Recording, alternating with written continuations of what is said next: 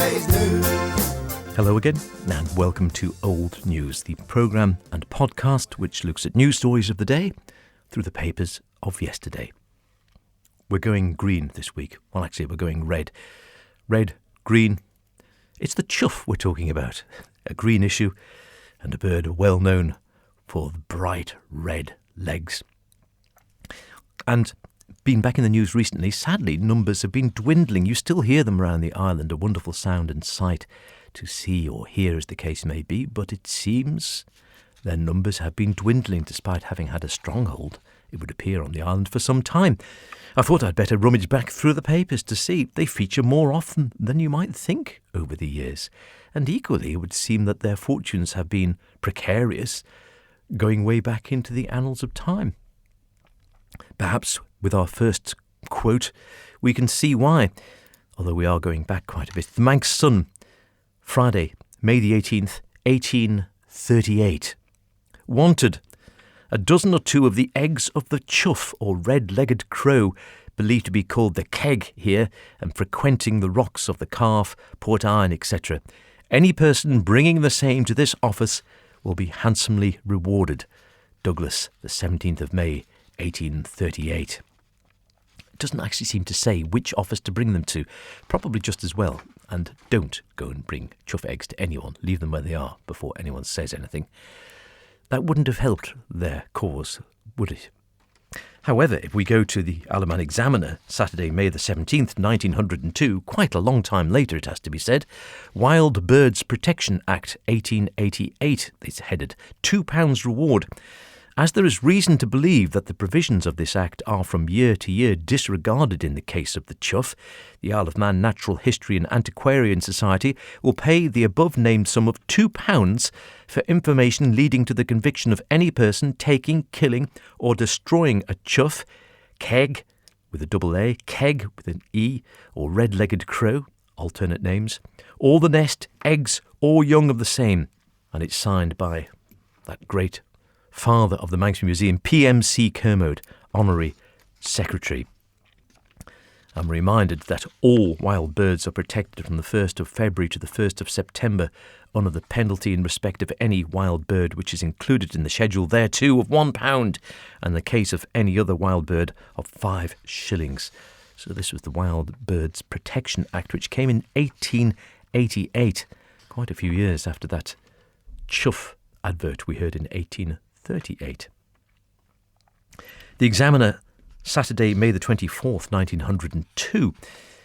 For some years there's been, on the statute book of the Isle of Man, we read, an act providing for the protection of wild birds. Well, since 1888 it would seem. But it is to be feared that this legislation has been somewhat in the nature of a dead letter. It is everybody's duty to enforce the act, and we all know that everybody's duty is nobody's duty.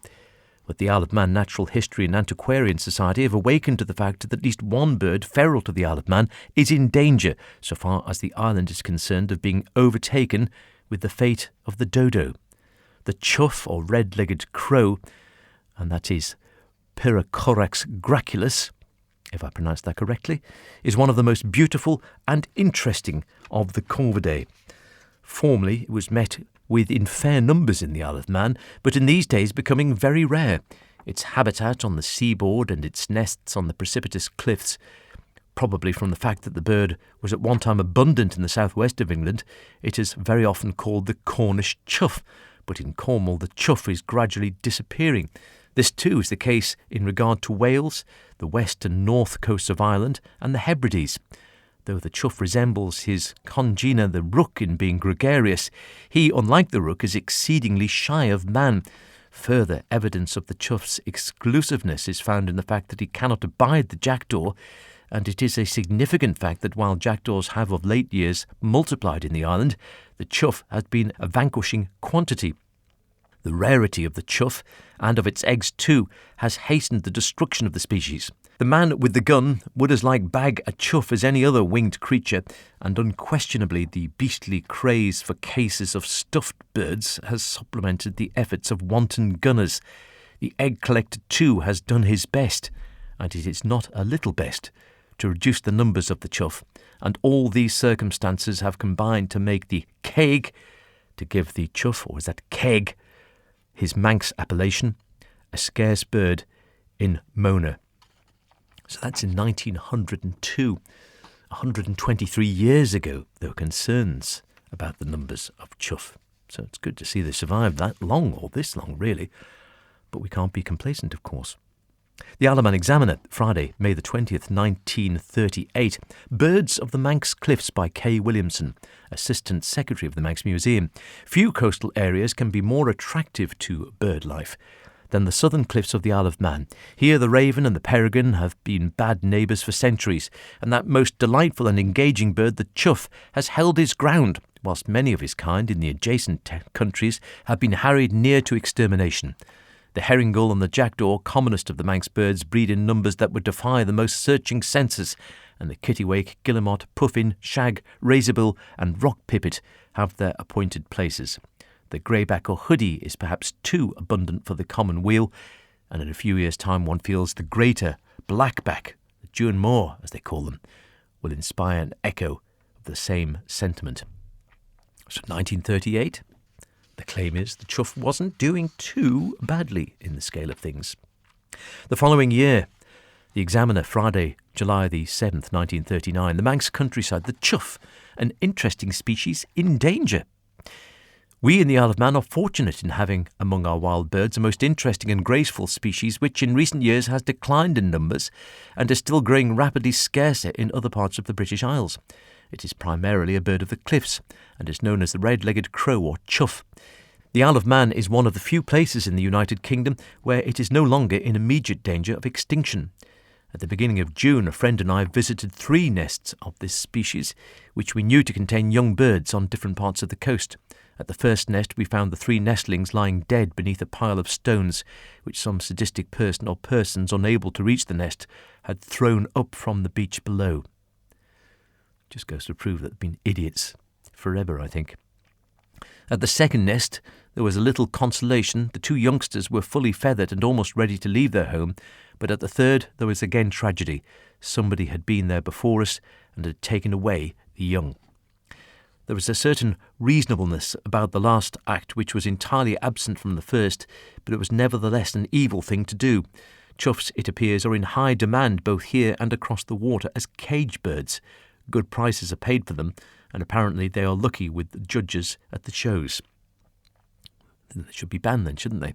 The chough is facing a 2-fold danger in that both its eggs and its young are being misused by certain people as a commercial proposition. Nominally, it is a protected bird. I pass no further comment, save that I hope the police or the Preservation Society will take the matter up. Members of the field club are already doing what they can. The chough's glossy black plumage, coral red legs and curved red bill may fail to advertise him when he is overhead and against the sky, but his distinctive call note will never fail once one has learned to distinguish it from that of the jackdaw, to which it has a superficial resemblance. It is a keener, shriller note, an emphatic choughs, becoming, when the bird is excited, a rapid succession of abrupt choughs. That's the one I think I often hear. His flight, too, is equally distinctive and very picturesque. The birds in normal flight progress by long bounds, alternately flapping and gliding so that they seem to make a switchback of the wind. That's a good phrase, isn't it? The chough is up to all manner of tricks in his flight, we read. I've seen a bird ride into the wind and turn completely over for a split second onto his back. I've seen them soar until mere specks in the sky and also shoot down from a height with closed wings in a manner reminiscent of a peregrine falcon in that most thrilling of flying displays, the grand stoop. Flocks of choughs are most difficult to count by reason of their airplay, for they swirl about, rising and falling in the sky like pieces of charred paper, flung about by the will of the wind. Fascinating article that goes on for quite a bit. In the Journal of the Manx Museum, Wednesday, December the 1st, 1943, The Red-Legged King of Crows by W.S. Cowan and B.R.S. McGaw. The famous King of Crows known by the name of the Cornish chough. And that's taken from Defoe's Tour of Great Britain. In England, we read, the chough is now a vanishing species and only a few pairs survive in Cornwall, where it was once so common it took its name from the locality. On the rocky parts of the Manx coast, however, almost any day of the year one can hear the sharp chough, chough, and looking up see a blackbird about the size and shape of a rock soaring gracefully in the upward currents of air. At close range, the watcher is rewarded with a glimpse of the long, curved red beak, the red legs and glossy black plumage of the chough, with the raven, the most distinctive bird of the Manx coast.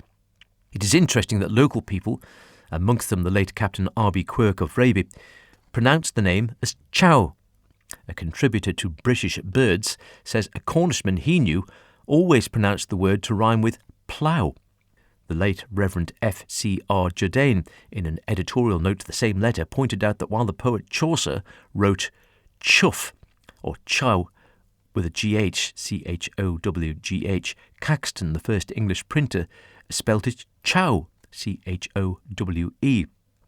Moreover, the jackdaw is still known in Devon either as chough or chough with a double F-E, so that both early forms have apparently come down to this day. When Henry VIII's Parliament solemnly denounced the rooks, crows and choughs that do yearly devour and consume a wonderful and marvellous great quantity of corn and grain, they were not thinking of our red-legged crow.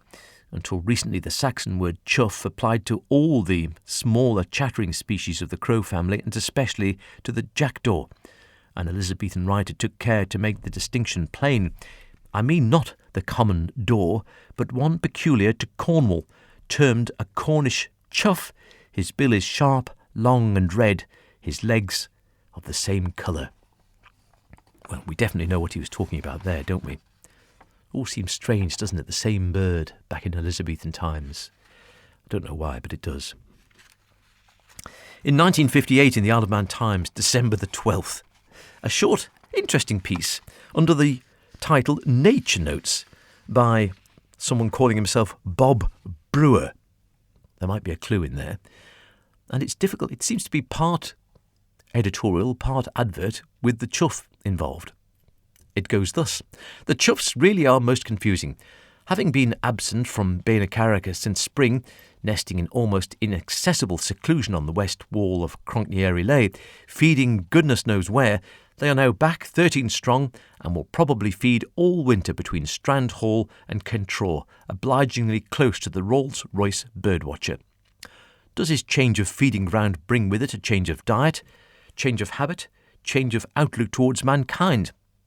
One thing is certain, if you drink Castletown ale, you will never want to change. Its goodness lasts the whole year through.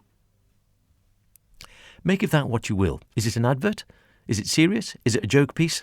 Bob Brewer might suggest the latter, although the chough copy would appear to be genuine and detailed. Not often do you associate choughs with beer. And finally, right up to date, or as close as we get anyway, looking back at these papers, the 1960s, the Journal of the Manx Museum again, January the 1st, 1964, The Chough by R.C. Bracegirdle. In recent years, it has become what one can only describe as fashionable for a country to choose for itself a national bird, in addition to its more traditional emblems. England's selection of the robin a few years ago has created a certain amount of interest in the Isle of Man, and has led some of the local ornithologists to the conclusion that there should be a Manx national bird. Some have suggested the peregrine, some one of the many seabirds so typical of our coast, but above all, the chough has been the most popular suggestion. It appears to be an excellent choice, as the Isle of Man is one of the last real strongholds of the bird in the British Isles, and the only place where one can see it in considerable numbers from day to day without much difficulty. And happily that's still the case today, but where we started, of course, the numbers would appear to be dwindling again. However, the article goes on, there is one serious drawback. The chough is already the emblem of the English county of Cornwall, and has been for many years. In fact, the chough has been associated with Cornwall for centuries, being represented in the heraldry of many old Cornish families, and legend has it that the spirit of King Arthur lived on in the form of a chough. In Cornwall, the bird is known as the Cornish chough, to distinguish it from the common jackdaw, which is often called just the chough. For some obscure reason, the bird is often referred to as the Cornish chough in the Isle of Man. The chough is a member of the Corvidae, the crow family, although its slender form, graceful movement and delightful manners do not immediately suggest a close relationship with a rook or a jackdaw. The plumage is entirely a glossy blue-black, the slender legs are a brilliant red, and the long, delicately downward beak is also vivid red. The cry of the chough is a high-pitched chough, once heard, not easily to forget, and frequently enables the observer to recognise at some distance. Another call, which is the rather mocking chough, is said to be how it derives its name. I'm not going to disagree with that. It does rather sound like it's shouting out its name as it wheels and careers through the air. We're very lucky we can still see choughs on a daily basis here on the Isle of Man. But we can never be complacent, of course. The numbers would appear to be dwindling again.